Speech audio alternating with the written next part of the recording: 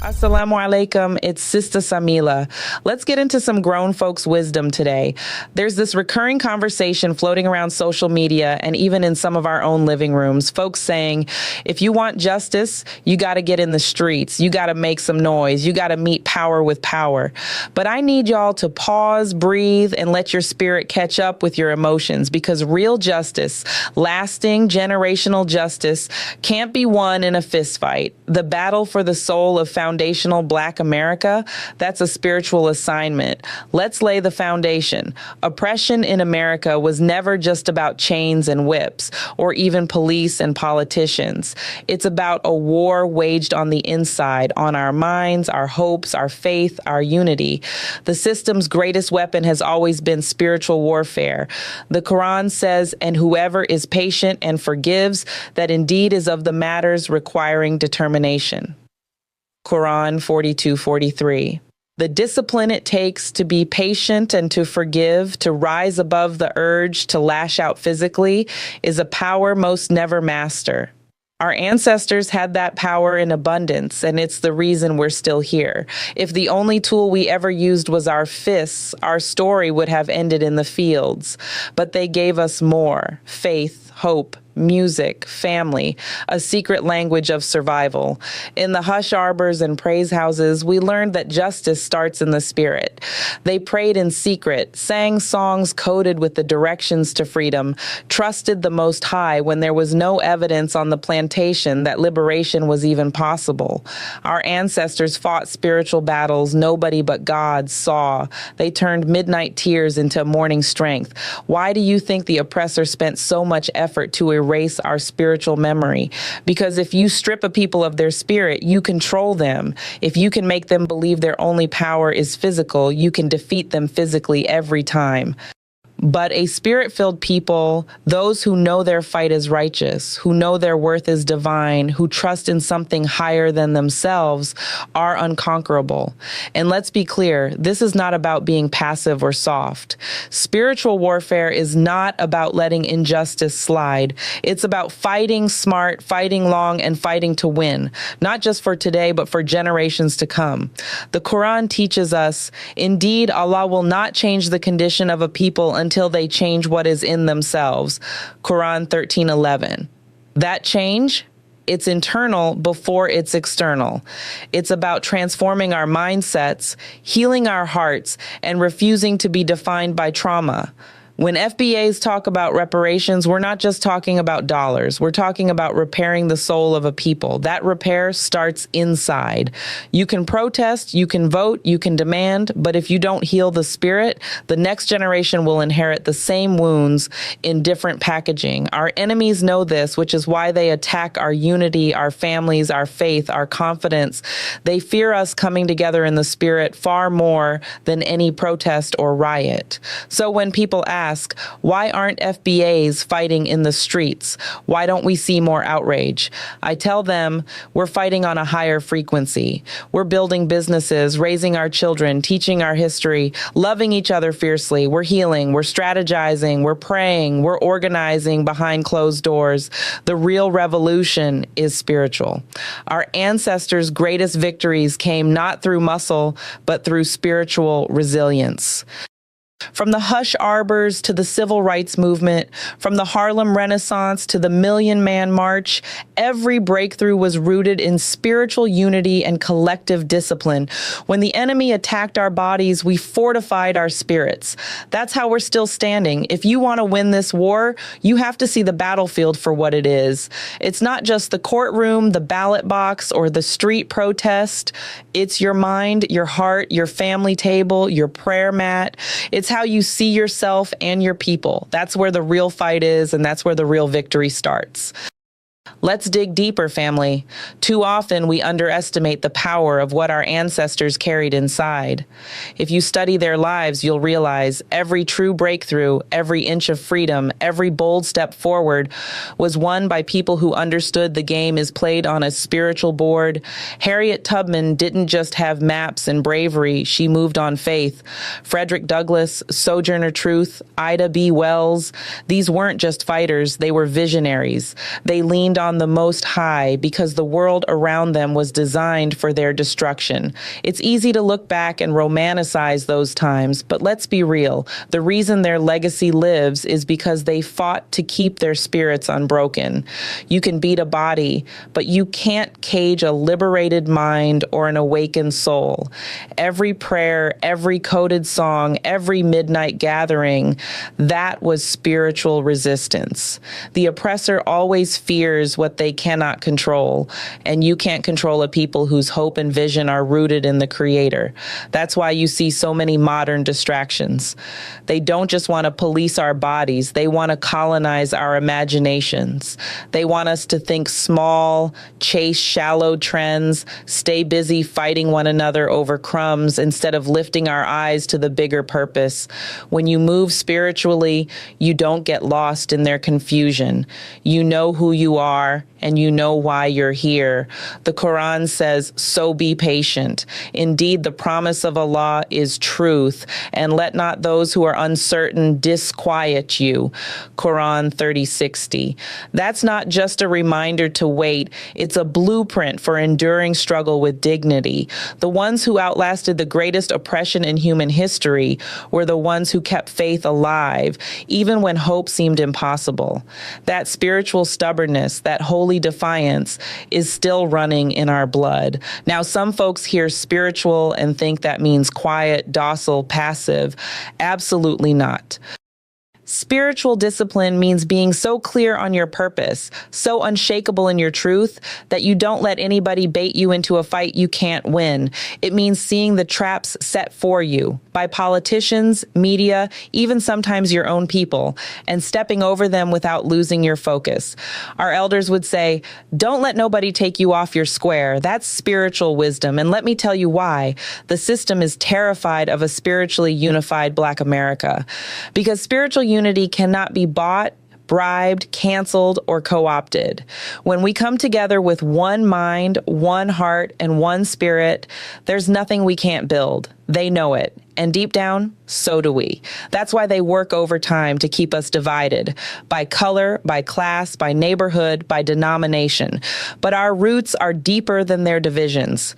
Our story started before America, before slavery, before any of this mess. That's a power no oppressor can erase. Let's also talk about love, real love, not just words, the kind that corrects, protects, heals, and builds. The Quran teaches, the servants of the Most Merciful are those who walk upon the earth easily, and when the ignorant address them harshly, they say words of peace. Quran 25:63. Real love is a spiritual weapon. It kept us alive when everything was set up to destroy us. Loving each other, loving ourselves, loving the truth. Those are acts of revolution. The oppressor wants us angry, bitter, disconnected. But love brings us together, heals trauma, and inspires us to fight for each other, not just ourselves. When you understand that, you see why every major movement for Black freedom had a spiritual core. Dr. King wasn't just marching for civil rights. He was preaching a moral vision. Malcolm X wasn't just demanding justice. He was calling for spiritual renewal. The Panthers, Garveyites, freedom fighters, each drew their strength from something bigger than politics or protest signs. They knew if the people are right in spirit, the laws will follow, the policies will shift, the world will have to take notice. Family, that's why our fight for justice can never be only about the flesh.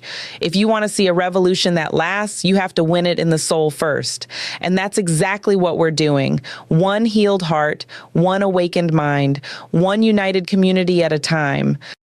Let's keep it 100. If our only response to injustice is what the system expects, we're playing right into their hands. They expect us to lash out, to react in rage, to get stuck in cycles of protest without progress.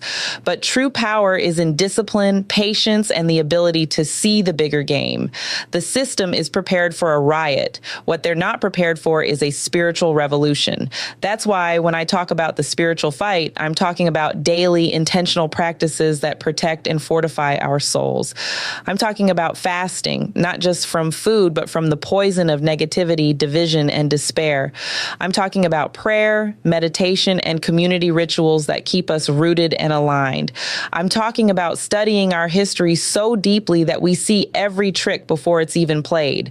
I'm talking about building family and community so strong that no lie, no betrayal, no outside force can tear us down. The Quran says, "Verily, Allah does not wrong the people at all, but it is the people who wrong themselves." Quran 10:44. That means we have to take responsibility for our inner state, our unity, our vision. It means when you see your brother or sister getting off track, you correct them in love, not to shame, but to uplift. It means you don't let trauma define you or bitterness guide your choices. Now let's get real about distractions. The belay, the mainstream media, even some so-called community leaders, they want you busy. Busy with drama, busy with celebrity gossip, busy chasing after every trend and every beef on social media. They want you to forget the power of silence, reflection, and purpose. But silence is where the ancestors spoke. Reflection is where we hear from the Most High. Purpose is where we build what lasts. Our enemies are experts in spiritual warfare. They sell us images of ourselves that are broken, dangerous, and unworthy. They push policies that separate our families, flood our communities with substances and negativity, and keep us distracted from our real work, healing, building, loving, teaching. Spiritual warfare means waking up to all these attacks and deciding to fight differently. That's why I tell you, healing is a weapon. Therapy, counseling, group prayer, honest conversation about our pain.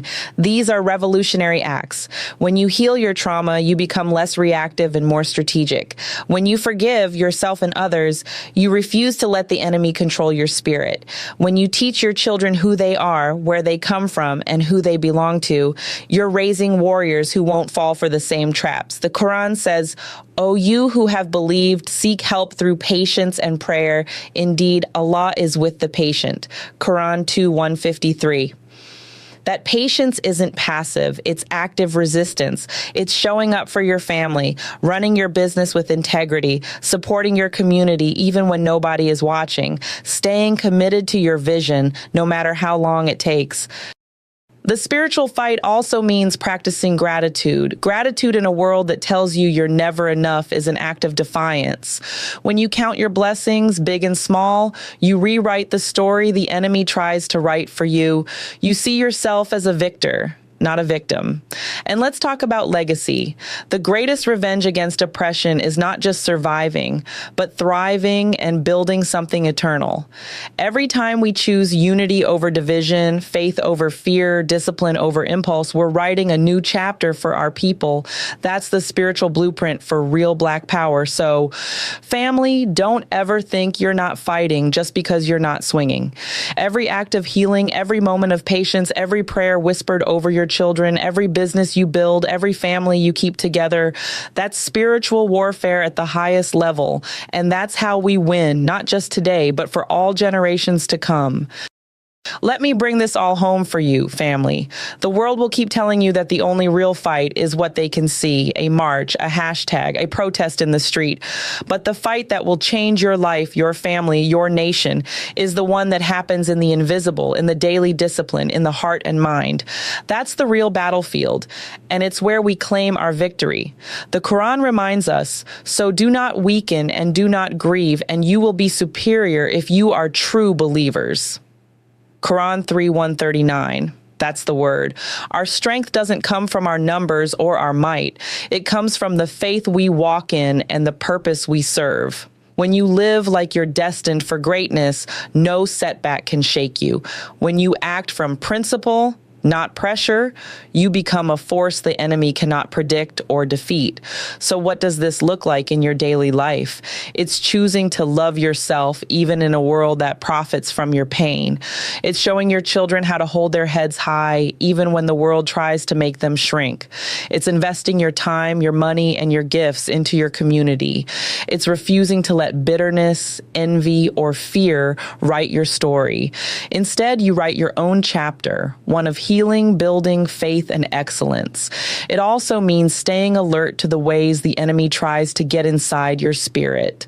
Watch what you consume: media, conversations, music, relationships. Ask yourself, does this build me up or break me down? Does it make me more loving, more strategic, more powerful, or does it leave me drained and distracted? You have the right and the responsibility to guard your spirit with everything you've got. And remember, real unity is spiritual. It's bigger than organizations or personalities.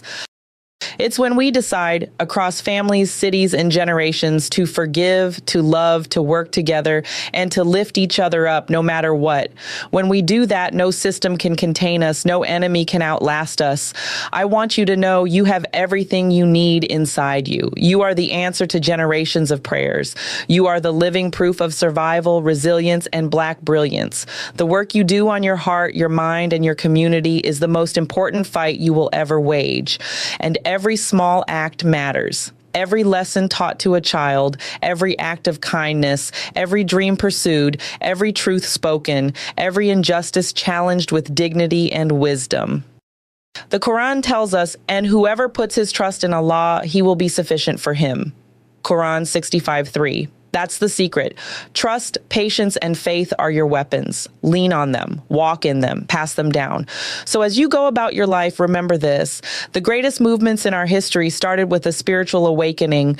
The most powerful revolutions began with somebody deciding, I will not let the world tell me who I am or what I deserve. That's your inheritance. Claim it, guard it, grow it. May the Allah fortify your spirit, sharpen your mind, and guide your every step in this journey for justice, not by might, but by spirit. The victory is already written. Now go and live it.